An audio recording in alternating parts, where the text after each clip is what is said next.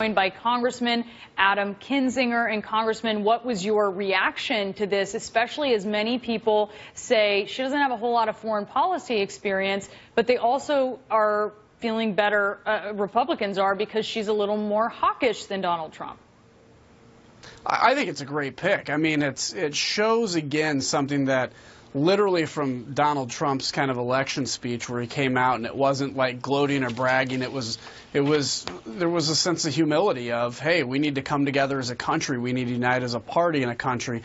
And I think this furthers that, not just for the internal side of things, but Nikki Haley has shown an amazing, frankly, diplomatic skill set, not just in her job as governor, but in, the really sensitive time after the church shooting and then dealing with the Confederate flag issue.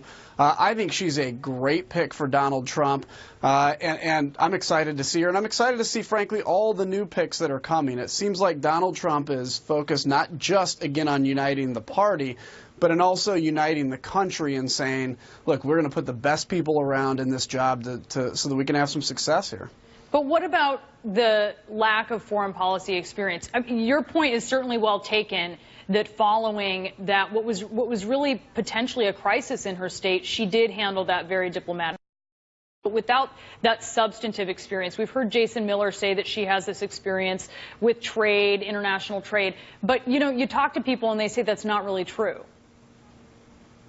Well, I mean, maybe she has that experience, maybe not. But I can tell you, when it comes to being a diplomat or it comes to being an ambassador to the United Nations or, frankly, to any other country, it's a skill set where it's more about bringing people together, negotiating solutions. I mean, she's not going to be at the United Nations basically independently making decisions about U.S. foreign policy. Those will be given to her by the administration.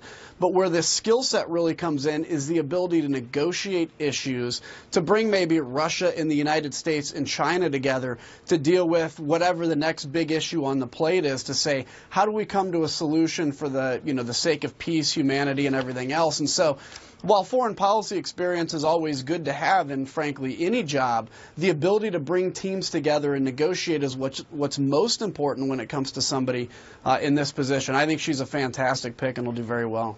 I want to talk to you, Congressman, about, I wouldn't say it's a unique position that you find yourself in, but some people would look at it and say that it might be a little bit of an awkward position. I want to play for you what you said about Donald Trump back in August. Donald Trump crossed a lot of red lines of the unforgivable in politics. And so, I'm not going to support Hillary, but, in America, we have the right to write somebody in or skip the vote and vote for Mark Kirk in Illinois, for instance. And that's what it's looking like for me today. I just don't see how I get to Donald Trump anymore. Okay, you said that then. You said that you might write someone in, did you? Yeah, I mean, I'm honest about that. Yeah, I followed through on what I said. But, the campaign is one thing. And there were a lot of things that he said in the campaign that I disagreed with, and I was very open about it. I was asked about him. But the moment after the campaign, now you have a president-elect, and now it's about supporting that president-elect, bringing people together that, in a campaign felt wounded or people that were angry or anything else, and saying, okay, now that process is over. Now it's about being president of the United States. And I, frankly, have been very excited by what I've seen come from Donald Trump. And as a Republican, I think it's going to be a good opportunity. And as a country, which things are you excited by? Well, I think there's things like, actually doing tax reform. I think there's issues like dealing with an infrastructure bill, seeing a new version of foreign policy from this administration versus the inaction we've seen from President Obama. So there's a lot of opportunity. But the other thing I want to make is this. I think you're going to see a President-elect Trump reach out not just to Republicans to unite them, but say, in areas we can work with Democrats, we ought to do that. I think it's the right thing to do. There's always going to be stuff that, Democrats don't agree with what we're doing. That's the nature of politics. But in areas like infrastructure and tax reform, I think there is an area to have Democratic input. And I'm excited to see if, as a country, we can work together like that. All right, we are going to wait and see. We have a few weeks yet ahead of us here. Adam Kinzinger, Congressman, thank you so much. We appreciate your time. You bet. Happy Thanksgiving. You too. Happy Thanksgiving.